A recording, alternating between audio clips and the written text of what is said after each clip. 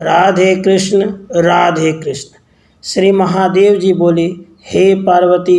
इसके उपरांत भरत जी आनंद से उस आश्रम के पास गए। उसमें सीता राम जी के चरणों के चिन्ह स्पष्ट दिखाई देते थे। इस कारण वह आश्रम बड़ा पवित्र और बड़ा रमणीक लगता था। वहाँ भरत जी ने चारों ओर पृथ्वी पर मंगल करने वाले और वज्र, अंकुश, कमल और ध्वजा आदि से चिन्हित ऐसे राम जी के चरणों के दर्शन किए। उनके चरणों के रज में भरत जी शत्रुघ्न सहित लौटने लगे। आहा, मैं बड़ा भारी धन्य हूँ कि जिनके चरणों की धूलि को ब्रह्मा आदि देवता और वेद नित्य खोजते हैं और उन्हें नहीं मिलती, उन रामचंद्र जी के चरणाविंदों से चिन्हित इस भूमि तल का मैं दर्शन कर रहा हूँ। ऐसा विचार करते ही एक अद्भुत प्रेम रस उत्पन्न हो गया, जिससे उनका अंतःकरण भर आया और राम जी के ध्यान में मन लग गया और आनंद के आंसुओं से छाती तर हो गई। ऐसी दशा में भरत जी धीरे धीरे भगवान के आश्रम के पास पहुँचे।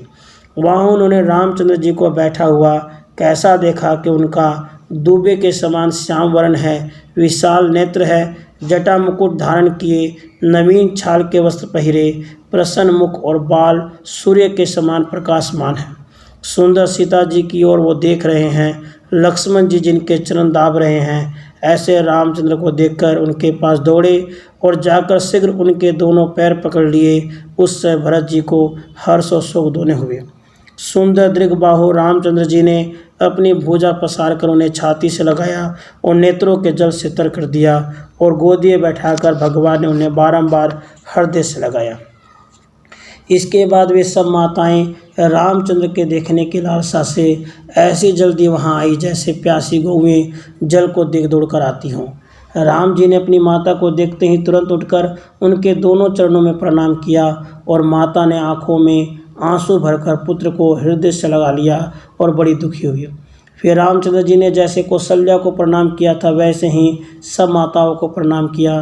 फिर रघुनाथ जी ने मुनिराज वशिष्ठ जी के पास आया हुआ देख बारंबार उनको साष्टांग प्रणाम किया और बोली कि मैं धन्य हूँ। फिर राम जी सबको यथा योग्य स्थान पर बैठाकर वशिष्ठ जी से पूछने लगे, हमारे पिता तो कुशल से हैं, मेरे बिना उन्हें बड़ा दुख हुआ होगा, उन्होंने मुझसे क्या कहा भेजा है। वशिष्ठ जी ने कहा, हे रघुनंदन, तुम्हारे पिता को तुम्हारे वियोग से बड़ा दुख हुआ और तुम्हारे इस स्मरण में उन्होंने हे राम, हे सीता, हे लक्ष्मण कहते कहते प्राण छोड़ दिए। गुरु के वचन को कर्णशूल के समान सुनकर लक्ष्मण सहित रामचंद्र तुरंत ही हाय मैं मारा गया यूँ रोते हुए पछाड़ खाकर धरती पर गिर पड़े। उनको रोता हुआ देखकर सब माता और अन्य साथी विलाप करने लगे। राम जी कहने लगे कि हा पिता, हे दया सागर, मुझे छोड़कर कहाँ चले गए। हे महाबाहो, मैं अनाथ हो गया, तुम्हारे बिना मेरा अब कौन लाड प्यार करेगा। फिर लक्ष्मण और सीता जी भी अत्यंत विलाप करने लगे। इतने में वशिष्ठ जी ने प्राणों को शांति देने वाला ऐसे वेदांत के वचन कहकर उनके शोक को दूर किया। उसके बाद सब लोग मंदाकिनी पे गए और वहाँ स्नान करके शुद्ध हुए। फिर जल्दी इच्छा करने वाले राजा दशरथ जी को सब ने जलदान दिया। पुण्य लक्ष्मण सहित रामचंद्र जी ने गोंदी फलों को पिसवाकर उसमें शहद मिलाया और पिंड बनाकर पिता के अर्थ पिंड दान किया। और राम जी ने कहा कि जो अन्न हम भोजन करते हैं वही अन्न पितरों को देना चाहिए, ऐसा स्मृति में कहा है, इसलिए इसे ग्रहण करिए। दुख के कारण भगवान के आंखों में आंसू भर आए और स्नान कर अपने स्थान को गए और सब लोग भी बहुत देर तक रोज हिंकर अपने अपने डेरे को लौट आए। उस दिन तो सबने उपवास किया और दूसरे दिन मंदाकिनी के निर्मल जल में स्नान करके जब राम सूचित हो बैठे तब भरत जी ने पास जाकर श्री रघुनाथ जी से कहा कि हे राम, हे महाभाग, अपना राज तिलक कराइए।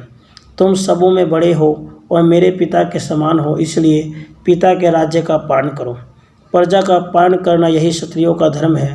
पहले अनेक प्रकार यज्ञ करके वंश वृद्धि के लिए पुत्रों को उत्पन्न करके और राज्य पर पुत्र को बैठाकर आप वन को जाइएगा। यह समय वनवास का नहीं है।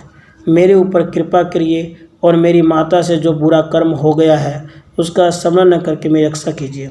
यह कहकर भरत जी भाई रामचंद्र जी के चरणों में भक्तिपूर्वक अपना सिर धरकर उनके आगे धरती पर दंड के समान गिर पड़े। यह देखकर रामचंद्र जी ने उन्हें उठाकर सिर सूंघा और प्रीति से अपने गोद में बैठाकर और स्नेह के कारण आंखों में आंसू भरकर भरत जी से धीरे से बोले, हे प्यारे, मैं कहता हूँ उसे सुनो। यूँ तो जो तुमने कहा सो ठीक ही है, परंतु पिताजी ने मुझे आज्ञा दी है कि 14 वर्ष दंडकारण्य में बसकर फिर पूर्व में प्रवेश करना, और इस समय संपूर्ण राज्य मैंने भरत को दे दिया। सो जिन पिता ने सबके सामने तुम्हें अयोध्या का राज्य दिया है, उन्हीं पिता ने मुझे दंडक वन का राज्य दिया है। इसलिए हम तुम दोनों को बड़े यत्न से पिता के वचन का पालन करना चाहिए, और जो पिता का वचन न मानकर स्वतंत्र होता है वह जीता हुआ भी मरे के समान है और मरने पर नरक को जाता है।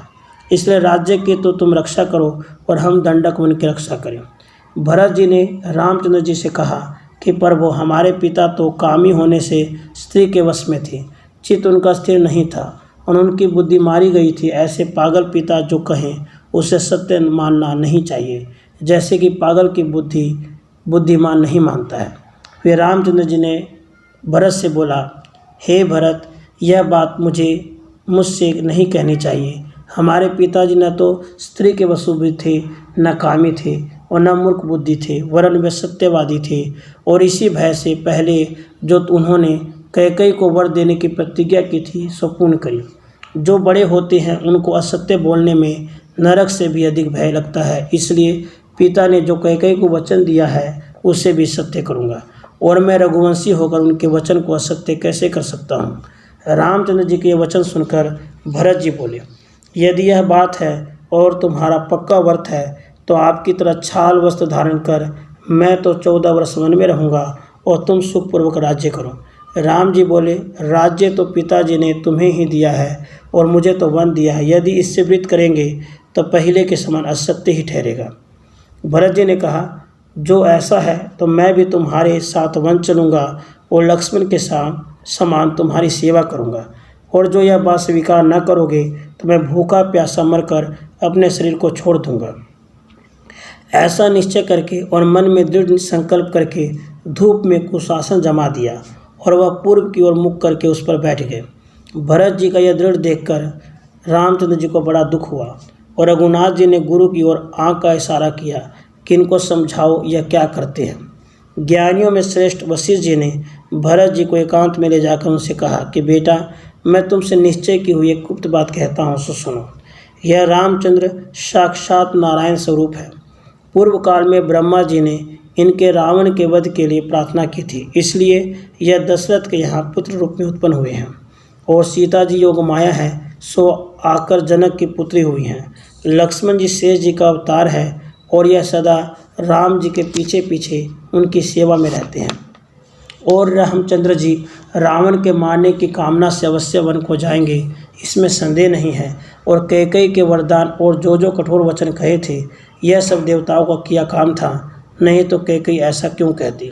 इसलिए हे प्यारे, राम के लौटा ले जाने का आग्रह छोड़ दो और अपनी बड़ी भारी सेना और भाइयों को साथ लेकर अयोध्या को लौट चलो, और रामचंद्र रावण को कुल सहित मारकर शीघ्र लौट आवेंगे।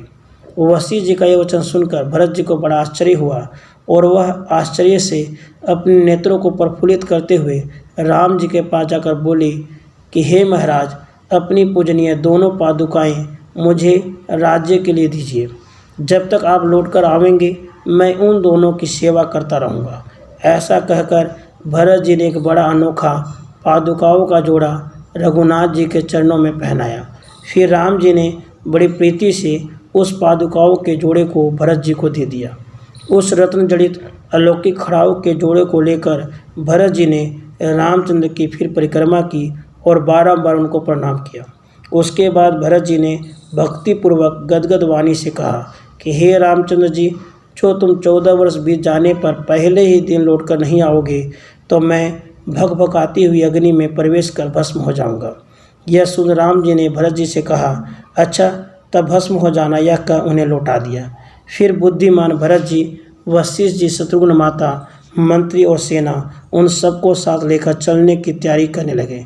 इतने में कैकेयी राम के पास एकांत में गई और आंखों में आंसुओं की धारा बहाती हुई व्याकुल होकर उनसे हाथ जोड़ कहने लगी कि हे राम, तुम्हारे राज तिलक में जो मैंने विघ्न डाला था, उस समय देवताओं ने मेरी बुद्धि भ्रष्ट कर दी थी और मेरे चित्त को माया से मोहित कर दिया था। सो मेरी इस दुष्टता को क्षमा करो, क्योंकि सत्पुरुष क्षमाशील हुआ करते हैं। तुम साक्षात विष्णु भगवान हो, तुम्हारा रूप अव्यक्त और नित्य है। तुम माया से मनुष्य रूप धारण करके सब जगत को मोहित करते हो, और तुम्हारी प्रेरणा से संसार बुरा भला कर्म करता है। यह विश्व तुम्हारे अधीन है, यह स्वयं कुछ नहीं करता।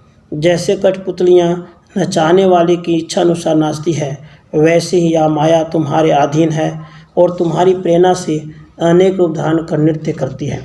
तुम्हें देवताओं का कार्य करना था, सो तुमने ही मुझे प्रेरणा की थी। हे शत्रुनाशक, उसी से मेरे चित्त में पाप आया और मैंने पाप कर्म किया। आज मुझे प्रतीति हुई कि तुम्हारा दर्शन देवताओं को भी दुर्लभ है। हे विश्वेश्वर, हे अनंत, हे जगन्नाथ, मेरी रक्षा करो। मैं तुम्हें नमस्कार करती हूँ। तुम अपने ज्ञान रूपी निर्मल खंग से मेरे पुत्र धन आदि के स्नेह रूपी फंद को काट दो। मैं तुम्हारी शरण आई हूँ। कैकेयी का वचन सुनकर राम जी हंसकर बोले कि हे भाग्यशालिनी, जो तुम कहती हो सत्य ही है, झूठ नहीं है। देवताओं कार्य सिद्ध करने के लिए ही प्रेरणा से वह वाणी तुम्हारे मुख से निकली थी। इसमें तुम्हारा कुछ दोष नहीं है। तुम अब जाओ और रात्रि दिन नित्य अपने हृदय में मेरा ध्यान करती रहो। तुम्हारा सब में स्नेह छूट जाएगा और तुम मेरी भक्ति से थोड़े ही काल में मोक्ष पाओगी। मैं सब में समदर्शी हूँ, अर्थात मेरे लिखे सब एक से हैं, न कोई प्यारा है न कोई शत्रु है। जैसे मायावी पुरुष की अपने रचे हुए पदार्थ में न प्रीति होती है न द्वेष होता है, क्योंकि वह सबको मिथ्या लगता है, तो भी जो कोई मेरा भजन करता है मैं उसके वश में रहता हूँ। और हे माता, जिनकी बुद्धि मेरी माया से मोहित हो रही है, वे मुझे सुख दुख आदि का भोगी मनुष्य रूप जानते हैं और मेरा यथार्थ रूप नहीं जानते। यह बड़े प्रारब्ध की बात है कि संसार का नाशक मेरा ज्ञान तुमको हुआ। तुम अपने घर में मेरा स्मरण करती रहो, कभी कर्मों से लिप्त नहीं होगी। जब राम जी ने ऐसा कहा, तब कैकेयी ने आनंदित और दुखित अथवा आश्चर्यचकित होकर रामचंद्र की प्रदक्षिणा की और पृथ्वी पर गिरकर सैकड़ों बार प्रणाम करके आनंदपूर्वक घर जाने की तैयारी करने लगी। और भरत जी राम का स्मरण करते हुए मंत्री, माता और वशिष्ठ जी को साथ लेकर शीघ्र ही अयोध्या को विदा हुए। और बुद्धिमान भरत जी अयोध्या में पहुंचकर और पूर्ववासी देशवासियों को जहां जिसका स्थान था उसे वहां रखकर आप नंदीग्राम को चले गए और वहां उन्होंने सिंहासन पर दोनों पादुकाओं को स्थापन कर दिया और रामचंद्र जी के समान भक्तिपूर्वक गंध, अक्षत, पुष्प आदि से और राजा के योग्य छत्र, चमर आदि सब सामग्रियों से नित्य नियम पूर्वक उनका पूजन करना आरंभ कर दिया। भरत जी शत्रुघ्न सहित कंद मूल फल का भोजन करने लगे और जटाजूट बांधे, छाल के वस्त्र पहने, इंद्रियों को वश में किए और ब्रह्मचर्य व्रत धारण कर भूमि पर शयन करने लगे। पृथ्वी तल पर जितने राजकार्य होते थे उन सबको भरत जी अच्छी तरह से दोनों पादुकाओं से निवेदन कर आज्ञा लेते थे और राम जी के आने की इच्छा से नित्य दो दिनों को गिनते हुए और राम जी में मन लगाए साक्षात ब्रह्मर्षि की तरह तप करने लगे। उधर रामचंद्र जी मुनिजन और सीता लक्ष्मण सहित थोड़े दिनों तक तो चित्रकूट पर्वत पर रहे, परंतु जब नगर वालों ने यह जाना कि रामचंद्र जी तो सीता लक्ष्मण सहित चित्रकूट पर्वत पर ठहरे हैं और सदा राम दर्शन की लालसा से वहां आने लगे, तब रामचंद्र जी ने मनुष्यों की भीड़ भाड़ देखकर और दंडकारण्य में जाकर जो राक्षसवध आदि करना है उसको विचार कर उस पर्वत पर रहना त्याग दिया और सीता लक्ष्मण को साथ लेकर वे अत्रि मुनि के सुंदर आश्रम में चले गए, जो सब काल में सुखदायक कथा और वहाँ मनुष्यों की भीड़ भाड़ नहीं होती थी। वहाँ जाकर उन्होंने आश्रम में विराजमान और तपोवन को प्रकाशमान करते हुए अत्रि मुनि को दंडवत प्रणाम किया और बोले, मैं रामचंद्र आपको प्रणाम करता हूँ। मैं पिता की आज्ञा सिर धरकर दंडक वन में आया हूँ। वनवास के बहाने से ही आपका दर्शन हुआ, इससे मैं धन्य हुआ। रामचंद्र जी का यह वचन सुनकर और राम जी को परमात्मा स्वरूप विष्णु भगवान जानकर अत्रि मुनि ने बड़ी भक्ति से विधि पूर्वक उनका पूजन किया। फिर वन के फलों से उनका अतिथि सत्कार कर जब देखा कि रामचंद्र, लक्ष्मण और सीता जी ये सब निश्चिंताई से बैठे हैं, तब अत्रि मुनि ने प्रसन्न होकर यह बात कही कि हे राम, मेरी स्त्री अनुसुईया के नाम से विख्यात है और बड़ी वृद्ध है। वह बहुत काल से कुटी के भीतर बैठी तप कर रही है और बड़ी धर्मज्ञ और धर्मशील है, सो सीता जाकर उनके दर्शन करावे तो अच्छा है। यह सुन राम जी ने कहा, बहुत अच्छी बात है। और कमल समान नेत्र वाले रामचंद्र जी जानकी जी से बोले, हे सुंदरी, जाओ अनुसुईया देवी के दर्शन करके शीघ्र लौट आओ। राम का वचन सुनकर सीता जी ने कहा, जो आज्ञा, और अनुसुईया जी के दर्शन करने गई। अनुसुईया जी अपने आगे दंडवत करती हुई सीता जी को देखकर बड़ी प्रसन्न हुई और आओ बेटी सीता ऐसा कहकर बड़े प्यार से उन्होंने सीता जी को छाती से लगाया। फिर प्रीति से उन्हें विश्वकर्मा के बनाए 2 दिव्य कुंडल दिए और पहनने के लिए निर्मल वस्त्रों का एक जोड़ा दिया।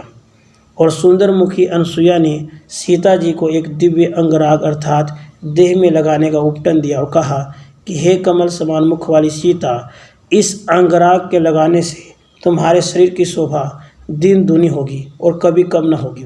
हे जानकी, तुम पातिव्रत धारण करके रामचंद्र के पीछे पीछे गमन करती रहो, जिससे रामचंद्र तुम्हारे साथ कुशल पूर्वक घर लौट कर जावे।